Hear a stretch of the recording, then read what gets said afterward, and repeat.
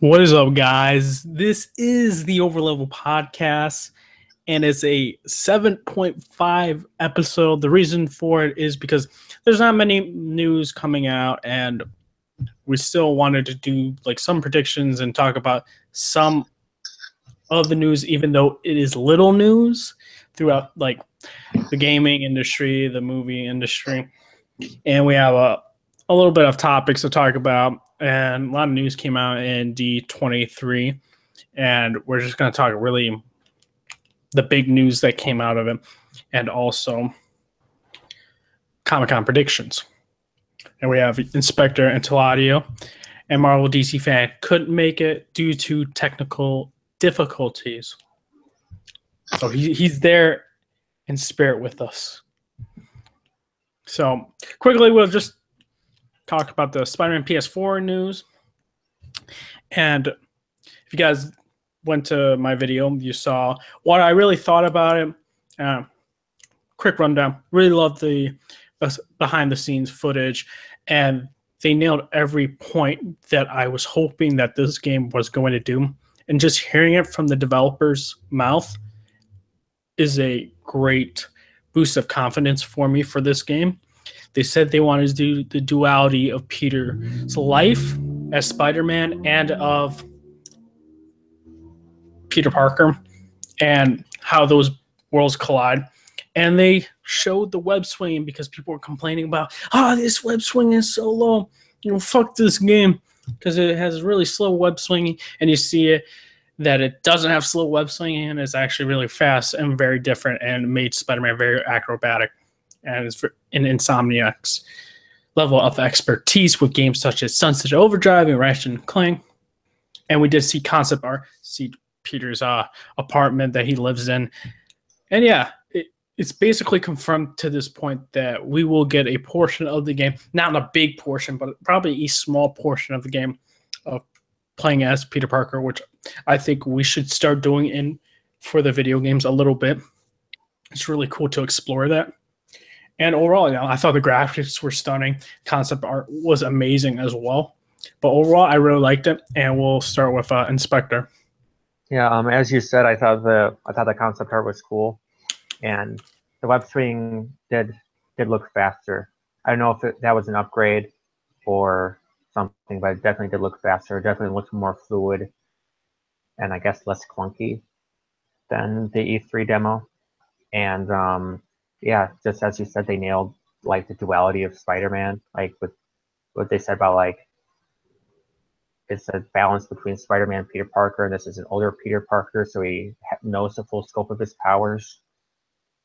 Sounds really interesting. And I also want to know, like, they're very passionate about this project, and you heard it in their voice that they are super passionate, and I really like that about developers, showing that in the behind the scenes, and you can feel it when they're speaking that, and it really resonated with me. What did you think, Taladio? Well, I thought that Spider-Man PS4, I think it's going to be amazing. Like, obviously the E3 they did show a lot, but this Spider-Man that we're getting, it's obviously he's an older, mature Spider-Man. He will probably know more skills than what we usually get from the older Spider-Man games. And obviously the map is 10 times big as well. As because the older games wasn't. And from what we saw from the video that we got from what's it called, D23, the behind the scenes stuff. I mean, what else could you ask for a Spider-Man game? Mm-hmm. Inspector? Not Inspector. Yeah. Toad. Yeah, I really am digging everything we saw, and the graphics look stunning as well. When you saw that like image for it, it just looks really, really cool. Like it didn't even look like concept art, but like the glare that they showed for like the islands looks amazing, and I'm really digging it. And the other big news for the D23 was, and I'm really jealous right now, and I really hope that they bring it to Comic-Con and release it to the public. I have my doubts, and that was the Avengers Infinity War trailer that was released. I think it was a scissor reel kind of trailer that was, I believe, 5 minutes. I may be wrong about that. But from hearing it, I thought they were going to nerf Thanos down really, really like down there. And I was like, that was my biggest fear, that they were going to nerf him down, that he just wasn't going to be like his comic book counterpart was. And from the descriptions that they said, it doesn't seem the case. He's throwing like a planet or a moon to the Avengers and stuff like that. I'm like, what?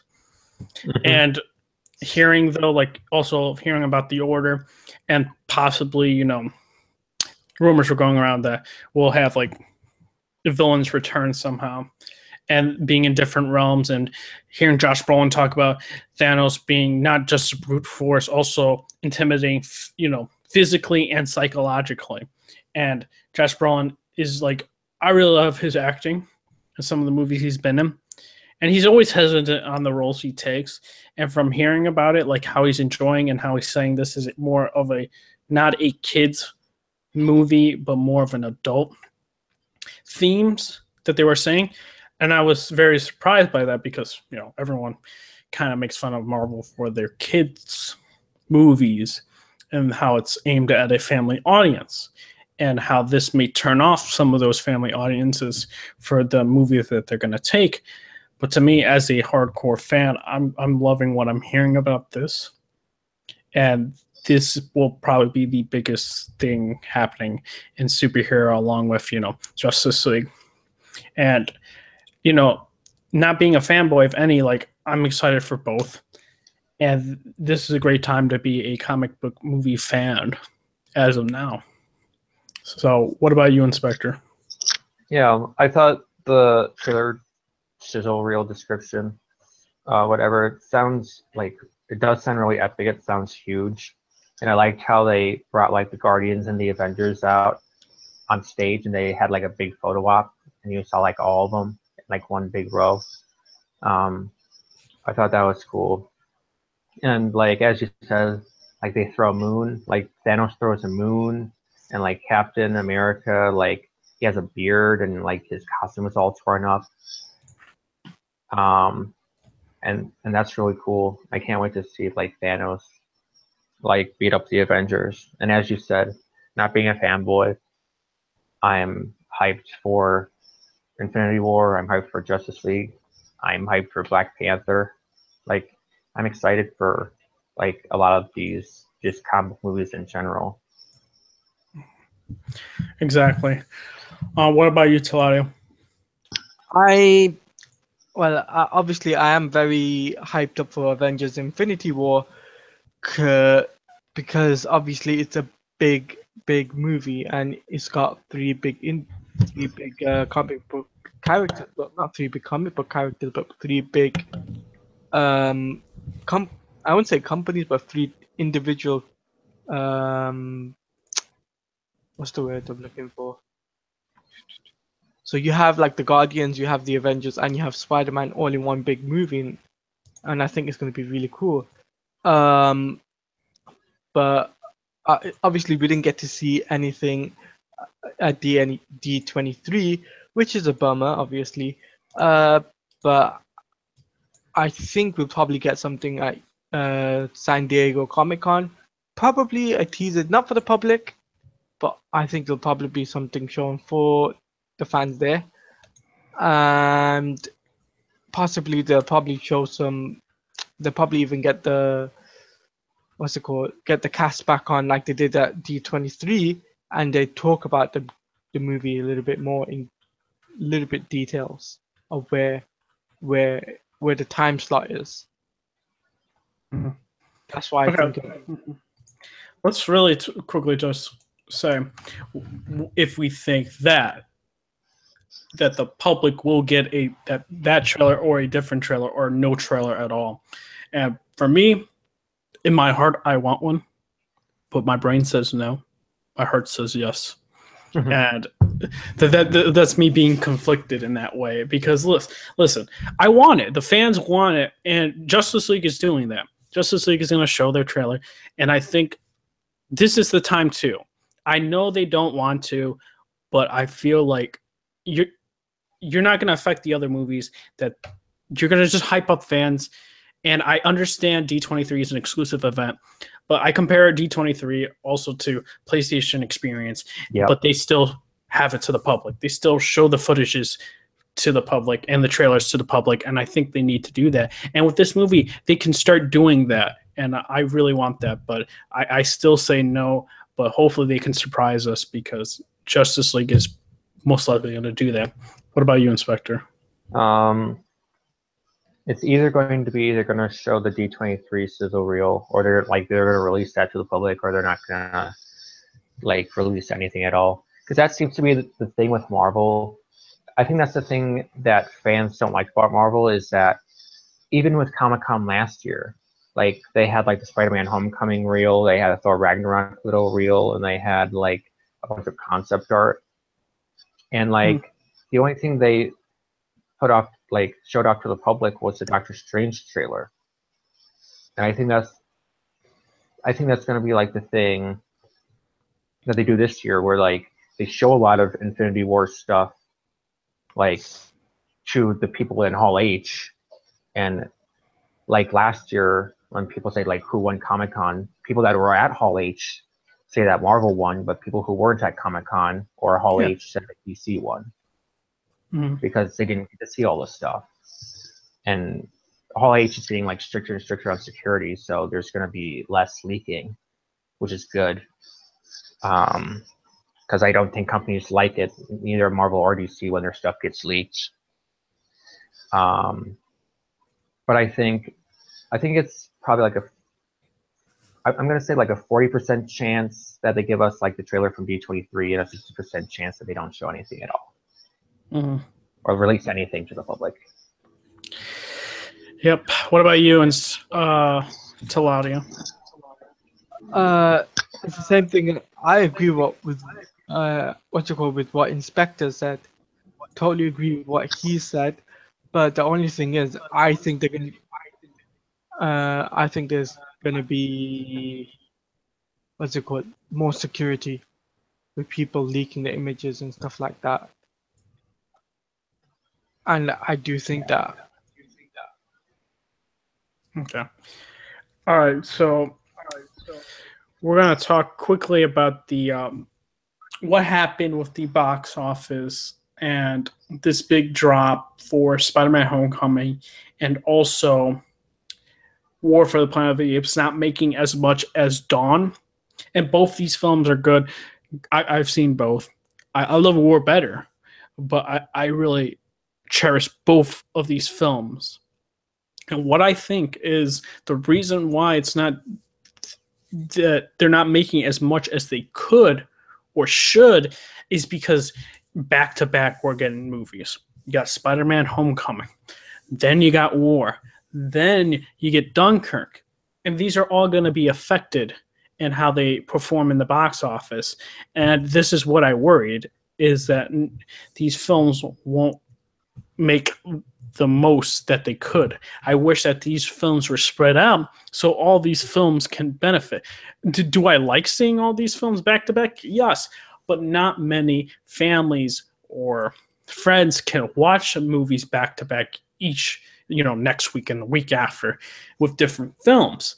And that's why they have to consider, oh my gosh, my parents want to see Spider-Man, but I won't see War until it comes to Blu-ray or something like that, or until it comes on TV. And I feel that affects it. Do I think though there's a fatigue for Spider-Man? Yeah, but not to that degree that Grace is saying in Beyond the Trailers, or how she's saying War for the Planet of the Apes, that Ben Affleck needs to now get back his script because War isn't doing that well. And I'm just like, Grace, just shut up. That's not the reason. It's being affected because there's good movies coming out as well during this July season. And I hate when people say that and say that determines the quality, and they hated the movie anyways, and just trying to find excuses on why this film isn't making the money like it did for Dawn. And to that note, yeah, I wish these were spread out. I wish we saw maybe Spider-Man in August and War in July, or something like that, or switch the two. I have no idea, and I really am big fans of both these series and franchises, and I want them to do the best they can possibly do. But that's my thoughts. What about you, Inspector? Yeah, I think that's the problem with just the summer season in general. There's too much competition, and each movie kind of cannibalizes itself. And it's less in June and August because that's like when the summer season is like going up, and then August is when the summer season is ending. And it's mainly in July because that's only like when all the big releases come out. And I think the other thing that is kind of like hampering Spider-Man is that we just had Guardians in May and then Wonder Woman in June last month, and now we have another comic book movie. We have 3 comic book movies in the span of 4 months. But Spider-Man is still like doing well. And as you said, War, as I said, is like the cannibalization effect where like War didn't make as much money as it should have because it opened next to Spider-Man. But since Apes opened, it took the box office from Spider-Man. So it's like a double-edged sword. Mm-hmm. And as you said, Dunkirk comes out next weekend, and that's going to just eat up all the box office from those movies. Yeah, it's sad though. Like, and yeah, hopefully it doesn't affect it too much in that way. Mm-hmm. But what about you, Talati? What do you think? I think that, you know, exactly what you said.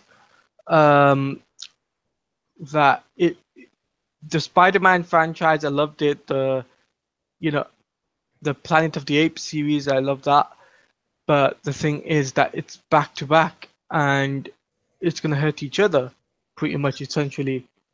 And I know that kids will love Spider-Man. I know that teenagers and adults will also love, War of Planet of the Ape. But there's also Dunkirk coming out next week, like Inspector said, and that also is going to hurt War of the Planet of the Apes. And, I think they should have spread it out, the whole comic book movie side of things. Mm-hmm. And, the way I feel about that is that if they did something like hold off Guardians maybe till August, would be a perfect time for them. Do the Spider-Man movie around May. That would make the switch over the release dates with Guardians and Spider-Man Homecoming. It would have made more sense. Even though I know we would have had, Wonder Woman in June, but at the same time, this would have also, it wouldn't have affected Spider-Man in a big way, because we've all seen it, we all loved it, but it wouldn't have affected them at all, mm-hmm. money-wise. And I also think the problem is that I don't think Valerian or Atomic Blonde are going to have any chance at the box office when they come out at the end of July, because just the box office is going to be eaten up by like all those previous movies that we mentioned, so those movies are not going to have a chance. And plus, Valerian is already getting mixed reviews, and Atomic Blonde, I hear, is getting a bit of buzz, but not much social media chatter that I hear. So, yeah. Exactly. So, also we'll just do quickly our predictions for what's going to be shown at Comic-Con. Just TV, games, and movies, and of course, I'm going to say Justice League will be shown, and I'll do some bold predictions. I think we'll also have a cast for Batgirl, someone like like they did like with Marvel for Captain Marvel for Comic-Con that they announced who was being played there. I think that DC may do something very similar and say Batgirl and she's being played by whoever. I don't really have like a favorite, so I won't say. I just kind of trust majority of their casting decisions. Majority, not all, but majority. I do think Aquaman, we'll see a trailer for that. And Justice League, of course. And I think, and then, well, of course, DC side of things for the TV division, we'll see The Flash, we'll see Arrow, Legends of Tomorrow, and that's about it. Flash, gonna have to really quickly say, needs to improve. If not, I'm gonna drop it. As well, Arrow. Hopefully, they'll keep doing what they're doing for how they were doing season 5. They have potential good, setup for their stories and stuff like that in Arrow. How Arrow season 5 ended. Great storylines they could do with that. And DC Legends tomorrow. I haven't seen season 2, so I can't really talk much about it. Going to the Marvel TV side of things, I think we're definitely seeing a Defenders trailer at Comic-Con, and they're going to release that to the public. We'll see a Punisher, and I think that will be released to the public. Inhumans, I don't know if they'll release a trailer. Maybe they may do an episode preview or something like that. I have no idea. Or show the episode. I have no idea. They've done that once. I don't know what show it was from Marvel. And Agents of S.H.I.E.L.D. they're not going to show anything because that's supposed to happen after Inhumans. So maybe some concept art. I have no idea. That's my guess. And then movie side of things for Marvel, you'll see bold guess Avengers Infinity War. And I'm going to say it to the public, my bold prediction. Will it come true? No. But that's my bold prediction. We're probably going to see more Black Panther and Thor Ragnarok. And I think that is it for the Marvel side. And then we'll see Starfire gameplay for DC. And then I'm going to say we're not seeing any more Spider-Man PS4 at Comic-Con. I think that'll be until PlayStation Experience or the VGAs. And I think that is it for my predictions. So what about you, Inspector? So for the DC side, we already have a confirmation of both an Aquaman teaser and a Justice League trailer. But other than that, I think they're just going to show a revised slate. I don't think they're going to say anything about Batgirl because I think Joss Whedon wants to focus most of his attention on Justice League since he's taking over the project. So I don't think they're going to do anything with that. Maybe a Flash director, maybe. I don't know. There's been a lot of drama concerning that film. So I don't know if they want to open more cans of worms in terms of that movie. And there's been like rumblings about this new director for Suicide Squad 2. Also with Batman, and they announced like two new like mystery dates for movies. And people are saying, oh, maybe they'll reveal Wonder Woman 2 or the release date for the Batman. To be honest, I don't want a release date for the Batman because they'll just handcuff Matt Reeves even more to make him meet that date. And that's what happened with Suicide Squad, where David Ayer was handcuffed by the release date and he had to rush the script. So I don't want a release date for a Batman. Just hold off. I know people want to see Batman a lot, but I just calm down, DC. Don't like jump the gun. What else? For TV side, they're going to show all their shows. Arrow, Legends of Tomorrow, Flash. I think they're going to show, they might show another trailer for Black Lightning. And as you said, Red Hood, if Flash doesn't pick up by mid-season, this next season, I'm going to drop it. For Marvel, on the movie side, definitely Black Panther and Ragnarok. They'll probably release new trailers to the public. For Infinity War, as I said earlier, they're probably going to show concept art and maybe a little trailer, but keep it exclusive to Hall H. And maybe show some more concept art for Ant-Man. And for the TV side, definitely Defenders and Punisher. Maybe Agents of S.H.I.E.L.D. and maybe Inhumans, but those are the ones I'm iffy on. So, yeah. All right. What about you, Talari? What do you think? What are your predictions? My predictions for the Marvel side of things is the same as Inspector, so that's what I feel about that. But for the DC side, Justice League, I think is going to be there. Aquaman for sure. I'm sure they're going to tease something for that. Possibly some news about the Flash, maybe, where the situation goes on there. Also, possibly some news about Shazam and also go Black Adam, because at the moment we do know that The Rock is playing Black Adam, but there's been just news stories going on online talking about, there's going to be some news about Shazam or something like that along the lines at San Diego Comic-Con. I think there's a possibility for that. TV shows is just going to be the same. Each year they show the same, trailers for Arrow, Flash, Supergirl, and Legends of Tomorrow, and also Black Lightning, and possibly, I'm not sure yet, I think there's a possibility we could possibly get as well Young Justice Season 3 and the new Titan show, possibly. We could get something for that. But for the gaming side, I think Injustice 2 will be there. That is my prediction for that, and that they possibly could show Starfire trailer, or they could possibly show Fighter Pack 2.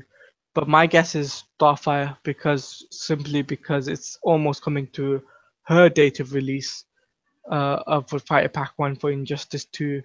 And I think the Fighter Pack 2 stuff might be at San Diego, or they might wait until Gamescom. Yeah. So that's what I think for that. But that's my predictions. All right. One more thing I wanted to discuss is the whole news that, it was a press junket for War for the Planet of the Apes. And of course, Matt Reeves gets asked, Matt Reeves, are you using the Ben Affleck and Jeff Johns script for the Batman? And you know what he says? No. And everyone's like, what the fuck? Flips tables, throws chairs out the windows like it's the damn apocalypse. Like, it's the coming. Like, I'm just like, what the fuck? Did you guys not expect that? If you know Matt Reeves, he likes planning things out and likes to tell his story that he wants. He's not going to follow a script that isn't, made for him, or he was in the creative process. I don't understand why people don't have that mindset. Like, guys, you need to chill. And you shouldn't be asking Matt Reeves questions for Batman when he's doing for War for the Planet of the Apes. Like, it's War's time to shine. It's a great film, and it needs to be deserved the respect it deserves. And anyways, that was a tangent, but I don't understand why people were in this obsession. Like, come on, really? It's just like, I was done. I was like, you guys need to chill, use some common sense, and you would understand the creative and the directive side of the process for making a movie. But that is my quick thoughts on that. What about you, Inspector? I agree with you fully that it makes sense that I think this was the thing, like, right when he came on board. It's like, I need to rework the script. Like, he probably read through the script, like the Affleck John script, and said, this doesn't work for me. Not that it was bad. I think people went straight to the conclusion that since he scrap the scripts that it was bad, but we don't know if it was bad or good because we don't know what the script looked like. And plus, it was probably like a first or second draft, so there was probably some stuff to iron out. Because Ben Affleck has been busy with The Accountant and Live by Night and all that movie, so, and with his like rehab stuff, so Ben Affleck was busy. And in terms of Matt Reeves, yeah, I agree that it's a press junket for War for the Planet of the Apes. Ask him about like Dawn and War and just like the Planet of the Apes, like just the whole Planet of the Apes reboot series. Don't talk about Batman. Just talk about the movie that he's there doing press for. After he's done with the movie, you can ask him about it, but not while he's doing press for the movie that he's doing press for. I have to say. Exactly. What about you, Talani? I agree with what both of you just said about, you know, about Matt Reeves scrapping the idea and everything and redrafting it. Ben Affleck is a busy guy, and he's got loads of things on his priority right now. I know the reshoots for Justice League as well. I mean, they were doing that. Not to mention he has a family. Yeah, not to mention he's got kids, and on top of that, I mean, it's a good thing he did step down because of all those jobs he had. But at the same time, now that we have Matt Reeves, scrapping the old script and going for a new direction, a new script, I can see this working out for the best for the Batman movie. And you know, I don't want people to keep on asking Matt Reeves, when's the Batman movie coming out? When is the Batman movie coming out? When is the Batman movie, going to be happening? When is it going to be shooting? When is it going to be releasing? If he's going to promote another movie, or better yet, if he's working on something else. People shouldn't ask that question. But, whatever will be. And that's what I really think about the whole situation with the Matt Reeves script. Yeah. And actually looking at it, I think he might bring in his writer for the Planet of the Apes movies, because he worked with the same writer for both Dawn and War. And his name is Mark Bomback. So I think he might bring him in to write. Yeah, and I'm down for that. I mean, those movies had great script, great dialogue, and it was very meaningful. And it had metaphors for like seeing, like it's just like the littlest thing is like, and I really love that about the Planet of the Apes movies. And now if he's coming to the fold, I'm totally down with that. And that's probably also another thing Matt Reeves might have asked Warner Brothers. I want some of these people I've worked with in past projects to come into the film. And, that might have been the reason why, he took time from Warner Brothers for the negotiations. And that's probably might have been one of the reasons. And also creative decisions on this film. And I'm down for that. It sounds like something very well. And Matt Reeves has never made a bad film. And like to me, he's one of my favorite directors, up there with like the likes of Nolan and Edgar Wright and other filmmakers like that. And I respect Matt Reeves, and the way he tackles a project is very sophisticating because it's deep. He likes to make deep films about character-driven pieces, and this being a noir film and being detective style, it's being treated with respect, and I just can't wait for this to come out. And I want them to take the time that they need to develop something impactful, something with meaning, something with a sense of emotion. Yeah. And I think that they can deliver that. Yeah, that's sorry. That's why I said I don't want them to reveal a release date at Comic-Con. Just you'll get it when it's done, and I think that's the beauty of it. It's like we'll get it when it's done, and it'll probably be better off instead of just rushing it. Yeah, I agree. But that is it for this mini episode. We're probably going to come back once all the news is released for Comic-Con. If there's trailers, we'll probably talk about it. And hopefully we get the Avengers trailer. I'm hoping, but I have my doubts. But yeah, this is it. We'll probably come back Sunday nights just to talk about everything for Comic-Con, and you guys can look forward to that. And we're gonna do our farewell salutations, and we're gonna tell you guys where you guys can find these people at from the podcast members. And we'll start off with Inspector. Where can they find you? You can find me on Twitter at the Inspector. Nice.